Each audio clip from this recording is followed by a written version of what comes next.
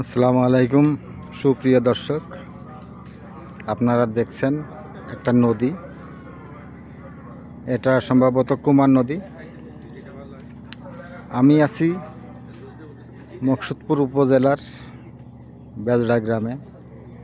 এই গ্রামে এই প্রথম আসলাম। এটি বিভিন্ন কারণে ঐতিহ্যবাহী গ্রাম, আপনারা জানেন। এই গ্রামে জন্মগ্রহণ করেছেন অনেক মহিয়সী নাগরিক। নদীর পাশে ছোট্ট স্পিড বোট, এটা নদীর একটা ঘাট। অনেক সুন্দর দৃশ্য, টলটলে পানি, দেখে মনে হয় গোসল করি। নদীর আশেপাশের দৃশ্যগুলো খুবই সুন্দর।